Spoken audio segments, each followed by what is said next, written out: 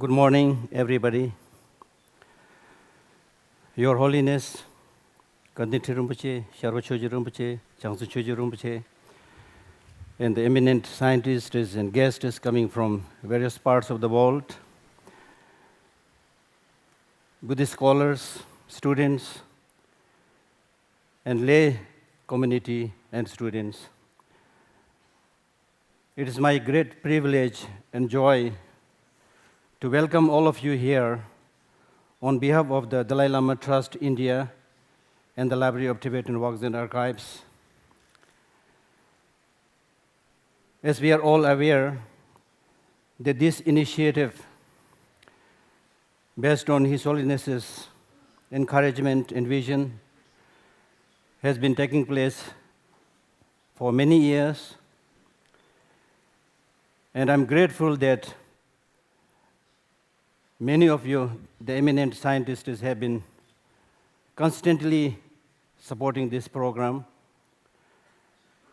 The exchange and dialogue that we have together is not one to show or display who has greater knowledge, but it is a meeting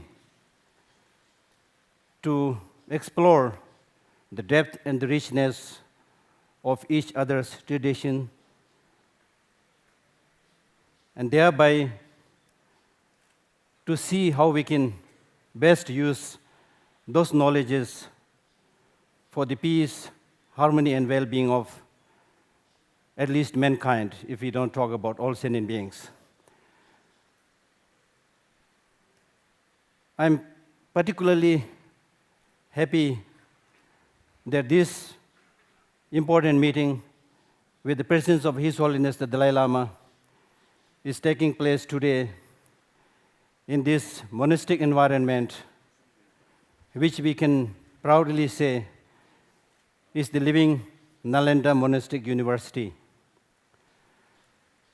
It's a historic meeting taking place in such an important Buddhist learning center. I am overjoyed that so many of scholars are here to share your wisdom. And during this gathering, the organizers have tried our best to arrange things that are needed. Not only we have around 800 or 900 people listening and participating with His Holiness, but we have also arranged in a bigger hall, in the new Loseling Assembly Hall, which can accommodate around 10,000 people. And also in the old Loseling Temple, we have also arranged exhibition on the five senses. And I'm glad that Richie is also doing his presentation in the evenings. And then we also have evening talks by eminent scholars from 7:30 to 9. As His Holiness, you have very kindly and repeatedly mentioned that this is the time to open up, not to remain confined in small traditions and disciplines, to explore those resources which can contribute to the well-being of the whole humanity without being bogged down in one small denominations. His Holiness has very kindly mentioned that a kind of secular ethics based on common sense, common experience, scientific finding must be used to enrich the inner value which is so much needed today. Therefore, you are making a great contribution. Some people sometimes ask me, what did we achieve by all these Mind Lab conferences? There are so many things that we have achieved, but sometimes it is difficult to pinpoint one thing and say, this is what we have achieved, like a construction of a building. But the transforming the person and changing the perspective and developing a global or worldwide outlook and share this closeness together is the only solution for many of the sufferings and illnesses of the world. Therefore, I'm very grateful to all of you who are participating, And of course, I have no words for His Holiness for your initiative and vision. And during your stay, I hope you have a happy stay. And if there are anything we can do, I am the person to complain. Thank you very much. Thank you.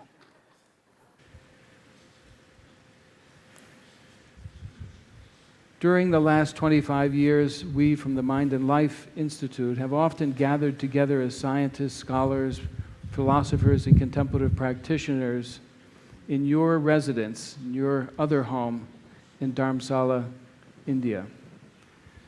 Not so many people, but we've been there very often to discuss important questions concerning the nature of reality, the nature of consciousness, meditation, and the like. Now this week we're gathered together once again, but now with thousands of teachers, scholars, students from your Tibetan Buddhist monastic universities. We come here from the US, from Europe, Nepal, India, in order to help initiate what is a very important new program of study, in particular the introduction of modern science into the monastic curriculum. I think the decision to include science in your curriculum is a courageous decision. It took courage. For centuries, you have taught a curriculum without science, without modern science. So you must be asking yourselves, why now bring science into our teaching and our learning? Some must be concerned and worried that science will somehow deflect the aspiring monk or nun from his or her path, a path that was first walked by the Buddha. You are all still pupils of that remarkable teacher who taught us the way through suffering to genuine happiness. What does modern physics, neuroscience, and the study of consciousness have to do with the Four Noble Truths and the Eightfold Way? It's my deep and firm conviction that science need not be an hindrance or an obstacle in any way or a distraction from the noble work that you are doing in the monastic universities of Drepung, Ganden, and the other great universities of Buddhist thought. In fact, if we take up the challenge of modern science properly, with philosophical sophistication, it does not lead to materialism, but actually to a fuller insight into reality. And I hope in these days ahead, this becomes clear to each and every one of you. In fact, I believe it is only, personally, I believe it is only by a union of science and contemplative spirituality that humanity will actually find its best way forward. You know, as I walk through the streets here, crowded with monks, and I see the beautiful buildings that you have for your monastic universities, or watch in admiration the vigor of the debates in the wide open courtyards.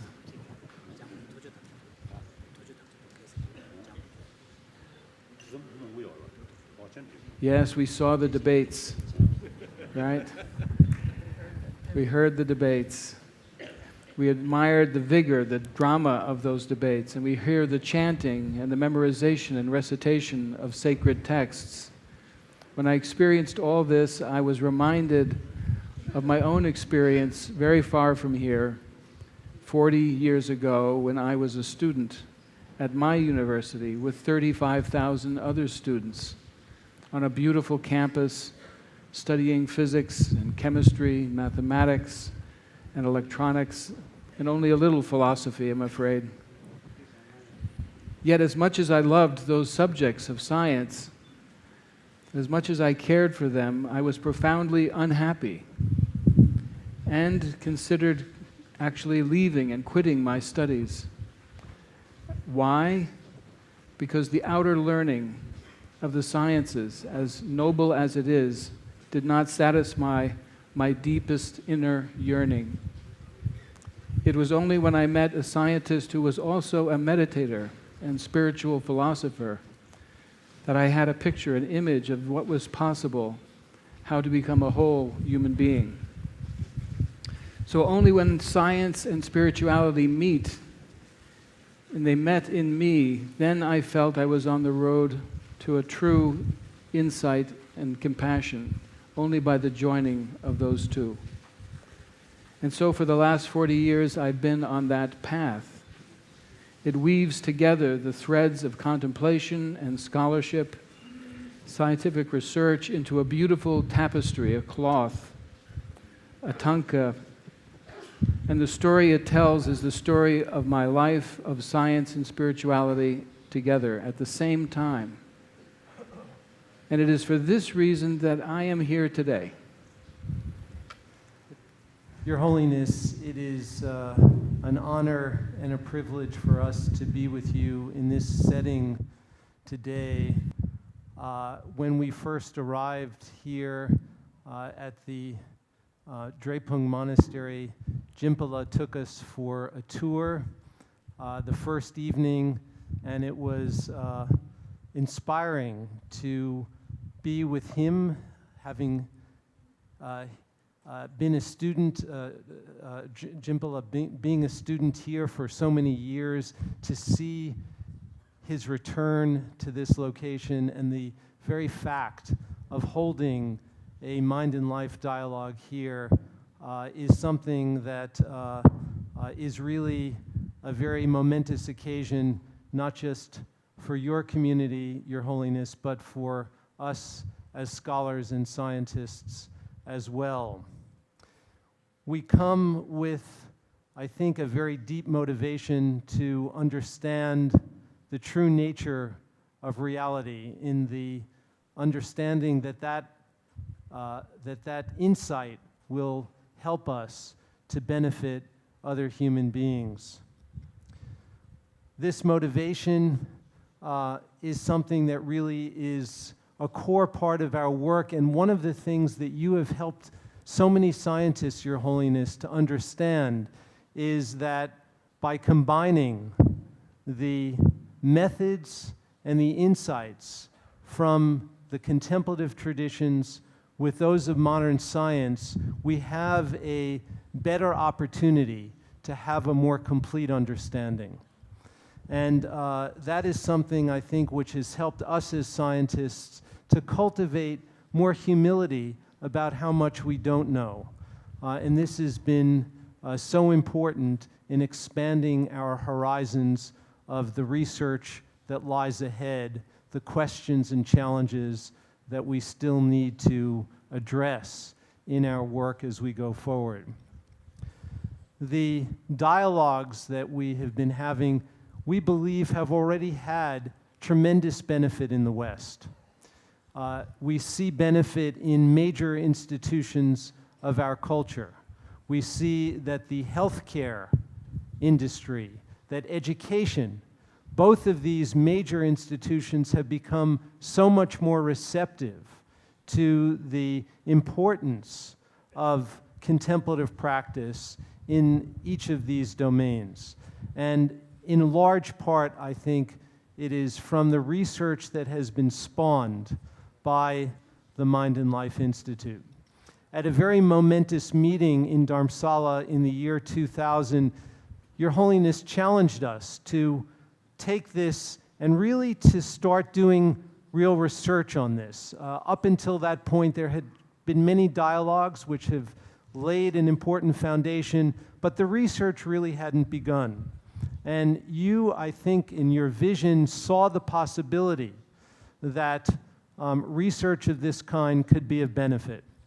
We then had several public meetings that helped to catalyze the Western scientific community around some of these ideas, and research then began to actually unfold, and many of those studies have now been published in some of the most prestigious scientific journals in the West. That sequence, those events, have been tremendously catalytic in opening up new areas of scientific investigation that many never believed would be possible, at least so quickly. We now have a field that is emerging that we call contemplative neuroscience. And Your Holiness has played such an important role in inspiring particularly the young people who come to the scientific education process with a realization that scientific methods and the scientific enterprise as it's been conducted in the West, while very successful, is not necessarily complete. And Mind and Life has played an important role in providing a home for these young people to a community in which other like-minded individuals are pursuing these types of investigations. And this has been just such a meaningful part of their life, and I don't think they would be successful without the collective activity that we've all been engaged. Universities today, major universities, are actually interested in hiring new faculty who have research interests in areas such as the application of mindfulness-based practices in healthcare, in treating psychiatric disorders like depression. It is something that is becoming more and more mainstream. The National Institutes of Health, which is the largest healthcare funding agency in the world, is now giving more than $150 million a year to research on the impact of meditation on health conditions. And I think, again, we see this tremendously rapid change that none of us, I think, expected to occur in the way it has unfolded. One of the things that scientists often do when they write a scientific paper after conducting some basic research is in the last few sentences of the paper, they say that these findings may be someday important for benefiting other human beings, for helping to relieve suffering. And I think that Your Holiness has helped us to bring the practical import of this work to right in the center of what we're doing. And we are now collectively, as a field, beginning to do research where, in the process of doing the research, we are benefiting people in real contexts by applying some of the methods from the contemplative traditions in ways that could help people and at the same time conduct our scientific investigations. It's been thrilling for us just in the short time we've been here already to see to get a sense of the possibilities of more significant interaction between our traditions. Last night, when we observed the debate, Jimpala was translating some of it for us, and some of the issues that were being discussed are actually issues about which scientific research has something to say. And I asked Jimpala whether he can envision a time when the debaters would actually bring up scientific evidence as part of their response. I think that we are beginning to see the start of it, the foundation of it here today with this meeting. And it is with tremendous honor and respect that we are here today. And I'd like to thank Your Holiness for inspiring us with this vision. Now, since the major proportion of the audience is Tibetan monks, scholars, perhaps I think my explanation also, you see, need some sort of depth. Therefore, I prefer use my own mother tongue. you know, sometimes it's a certain complicated subject. My broken English, the vocabulary is not adequate. So sometimes you see the rich Buddhist concept of Buddhist philosophy through my broken English, then the philosophy or concept itself become very poor. So,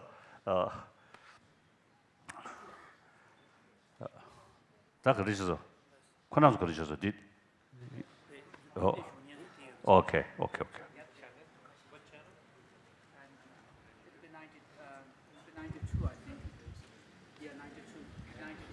그래서 just It's Tibetan. Tibetan now.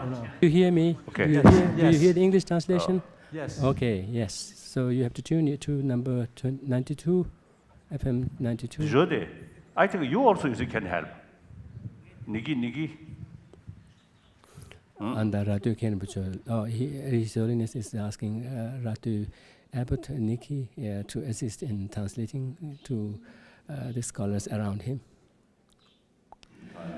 In the presence of the Ganden Rinpoche at this great learning center with so many scholars. And I also heard that there are many secular students from the nearby secular schools. I see them there. So that's why I thought that it would be better for me to speak in Tibetan.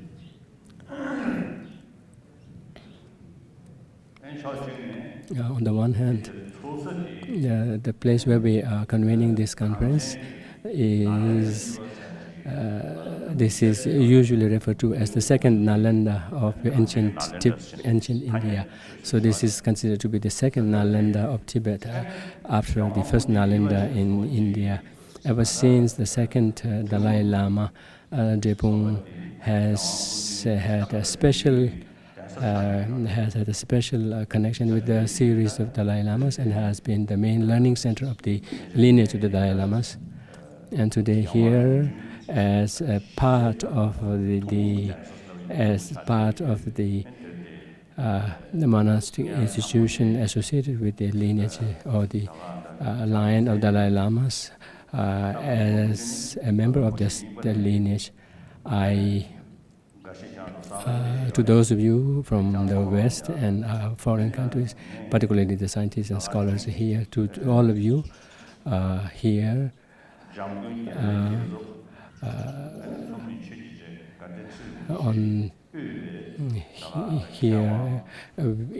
here to the audience, led by the Ganden Rinpoche and his two deputy designated successors. On behalf of all of them, I greet our Western scholars and scientists who have gathered here and welcome you here.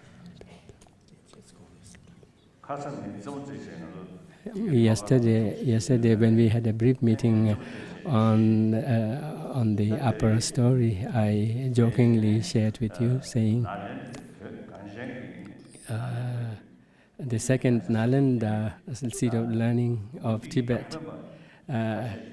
Here we are going to meet with materialists who have been specially invited here.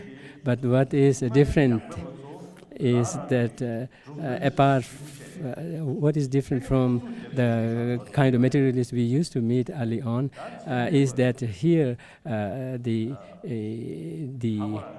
members here are not insistent on their positions, as used to be the case with other materialists the ancient Buddhists used to meet with.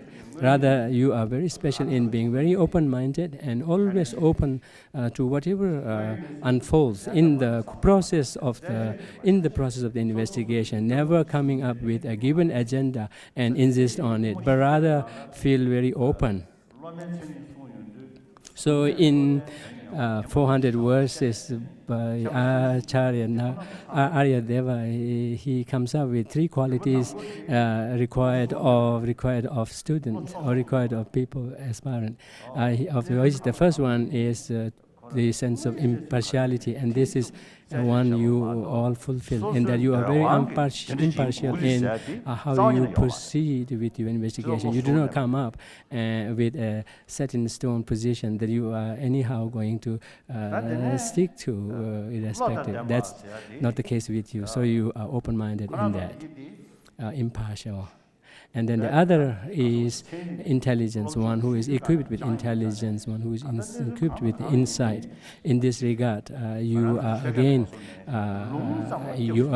fulfill this quality of being intelligent and rational, in that in whatever you approach for investigation and whatnot. This is the way you have been trained for long, and this is how you pursue your search for truth. In that you pursue it with impartiality, equipped with, conjoined with a sense of rationality, sense of intelligence, sense of intellect. And then the third one is enthusiasm.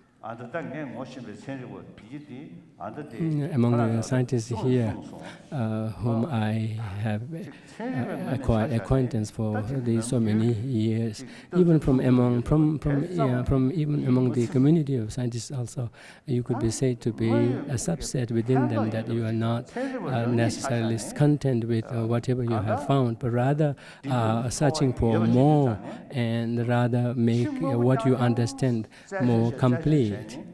Not confining oneself with mere, outside-oriented investigation, in the wake of which one becomes oblivious of who oneself is, what one undergoes in terms of experiences. Rather, you are among those who have pursued your investigation to the point that now you have come up with this sense. With this sense of affirmation that whatever you do, you should be able to benefit the welfare of others, as well as should be oriented inside in terms of how it is connected with the practical experience that one gains from that. So I personally very sincerely think that you all fulfill all these three requisites that Aryadeva came up with for a student, for a genuine student. I am known for my frankness, and so those among us within the monastic community, we sometimes tend to rely more on scriptural authority. Although in the case of Vinaya, monastic precepts as Vinaya and Abhidhamma, of course, one could make an excuse that that's the way, that's the area where one might have to rely on spiritual authority as much. But in the case of Madhyamaka, the middle way philosophy, in the case of epistemology and whatnot, that should not be the case.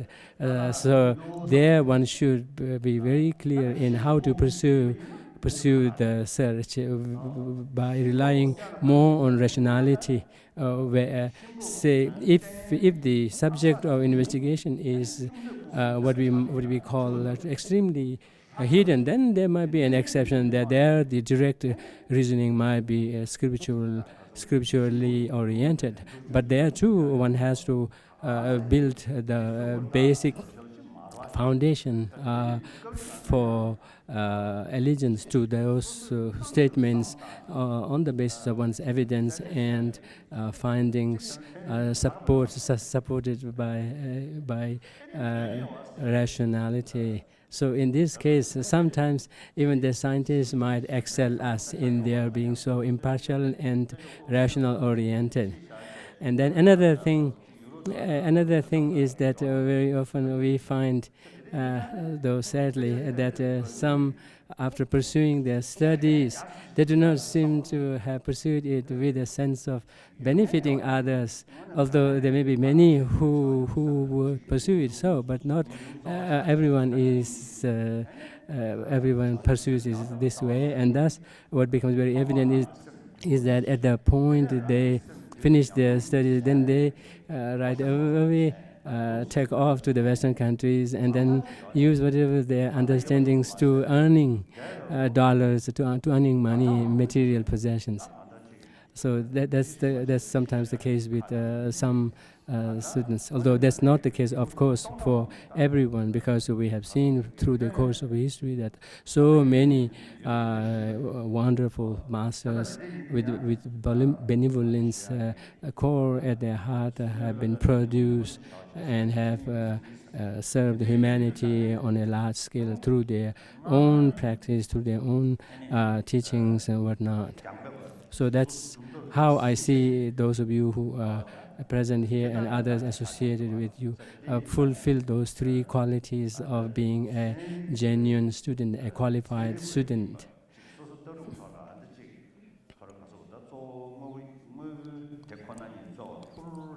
So you are special in that you still maintain intact your scientific standpoint in pursuing the search through a scientific rigor and scientific perspective. Yet at the same time, you have this additional perspective of being oriented inward and looking for how what you learn and what you investigate is then connected to becoming a better person in terms of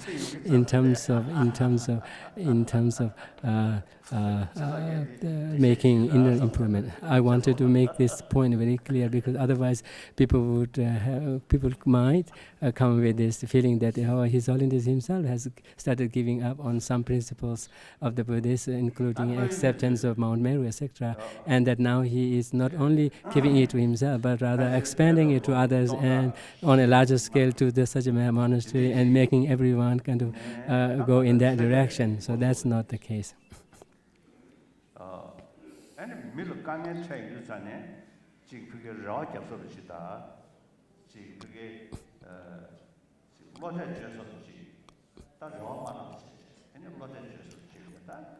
Now it has been for some time. Yes, if we look back to the history of mankind, we see how when people meet with difficulties, seeing that the problems before them are overwhelming, that they would resort to look for some power beyond them. And that's how faith into supernatural phenomena happened, and that's how people carried on for the next 4,000, 5,000 years. And then eventually people began to investigate a little more and thereby exerting their own potential more. And through that they use tools to investigate their field of search. In this regard, I see a parallel between the Buddhists and the scientists, in that in Buddhist teachings we have the presentation of the four kinds of reasonings. Of which one is that of natural reasoning. Natural reasoning in that one has to allude to the natural working of phenomena. Based on that, then we come up with the additional reasonings such as that of the function and that of the validity, reasonability, etc. So in terms of the tools that we use, it seems like we have a parallel ground there.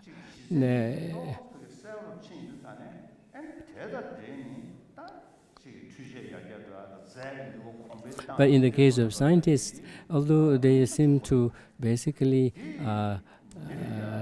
touch base with these four strengths of rationality, strengths of reasoning, but have over the course of time improved on that and have improved on the implements and have even advanced them so that their field of search could be pushed a little beyond the apparent and thus be able to make more finer researches.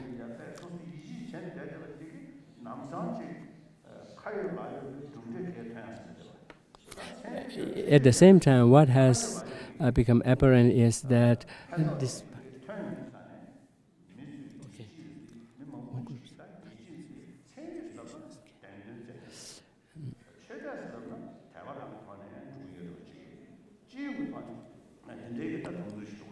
So over the course of history, what has evolved is that those who primarily rely on faith or primarily rely on belief happen to be associated with the religious institutions, whereas those who pursued science, relying mainly on rationality and relying on tools, have begun to be more reasoning oriented.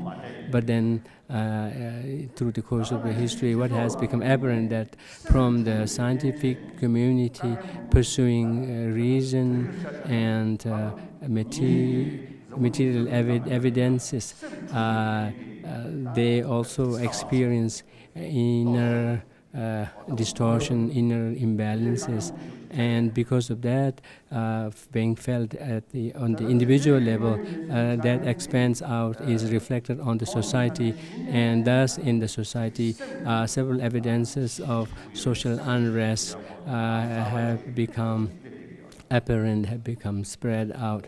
Through that, people have been forced to kind of reflect back into themselves in terms of what causes this, and this has made people concerned in this area, more particularly the scientific community, to kind of orient themselves more into developing the inner values, inner qualities for which inspirations are found in religious teachings across the board, not necessarily confined to one particular religion. And this is my individual belief also. I sincerely believe that all the religious traditions, major religious traditions, particularly those who are backed with philosophical background, have that potential to serve humanity in that respect of building our inner values. But then, from among them, those traditions, those religious traditions found in the East, which primarily have very rich teaching sources in developing serenity, in developing insight, insightful meditation.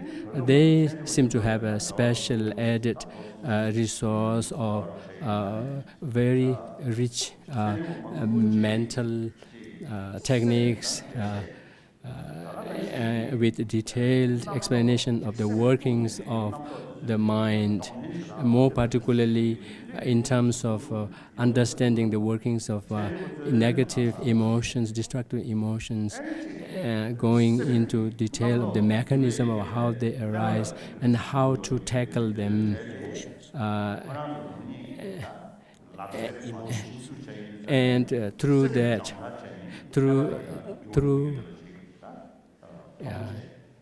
because of this reality from the scientific community with their concern led to looking deeper into the science of brain, how the different mental states affect them, change them structurally, functionally, and through that their attention had been led to these traditions which rich explanation of the workings of mind and mental states. So in this regard, I want to expound more from the Buddhist perspective. Nagarjuna very clearly states that Buddha didn't say that the sufferings are a natural thing that are bound to happen no matter what. That's not the stand.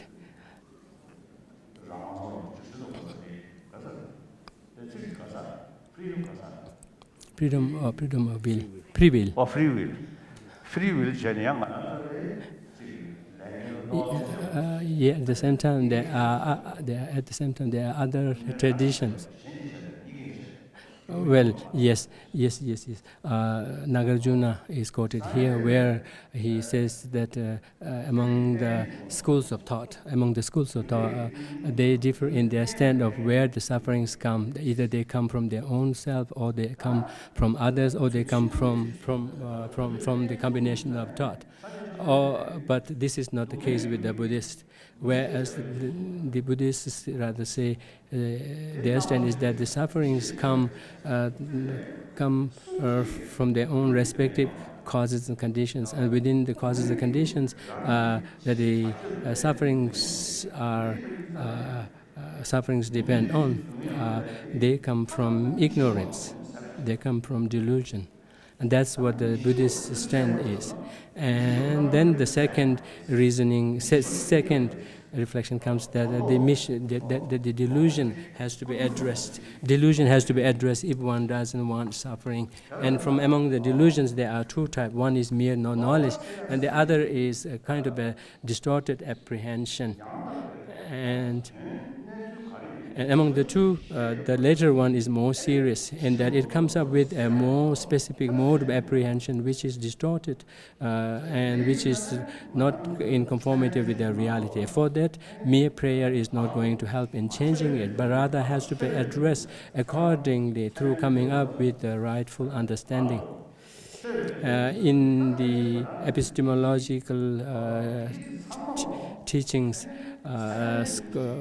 courses, it says that whatever we aspire for, they can be achieved through the help of a valid cognition. And among the valid cognition-driven benefits, it could be either valid cognition mediated continuously or mediated sporadically, but somehow they are all valid cognition mediated results.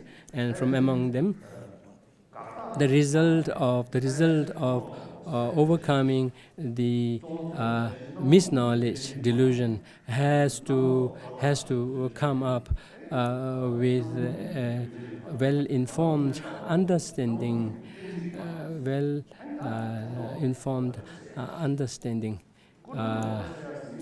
from among the distortions or misknowledge with a specific mode of apprehension, one could say that there can be one which involves superimposing some exaggeration, or the other that kind of underrates what the reality is. So again here, with regard to the method for addressing it, has to be done accordingly also. Not that any kind of valid cognition would do, have to be done accordingly. So thus, every result that we aspire for, more particularly in regard to success in overcoming suffering, has to be valid cognition driven, either mediatedly or either continuously mediatedly by valid cognition or sporadically mediated, but has to be driven somehow by the valid cognition.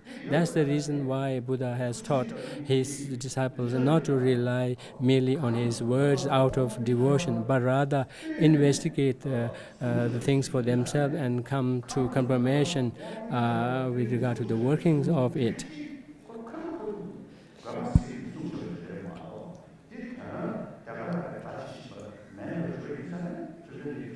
And the reason, one specific reason for his urge for investigation, carrying out investigation, is because that even in his own teachings also he deals with the situation accordingly, not out of whim or not out of impulse, but rather with what would correspond with the situation. So that's how there were teachings which could not be taken literally, and there are others which could be taken literally, and there are others which address just the superficial problem, not the deep layers, but others that specifically deal with the deep layers, etc. So that's the reason, even from among the very teachings also, there's the need of investigating it further rather than taking things on the face value. So I think it's in the work of Asanga where he says that from among the two person and the teachings, one has to rely more on the teaching. Among the teachings, one has to rely not on the words but on the meaning. From the meaning, one has to rely more on the definitive meaning but not the interpretive meaning. And from among the definitive meanings, then one has to rely more on the wisdom, exalted wisdom, but not on the adventitious knowledges. Although on this regard, some more deliberation need to be done. It is more deeper. But somehow this very clearly shows that the preference should be in investigating and rely on the finding through such realistic investigation rather than relying fully or solely on faith. So that's the emphasis there.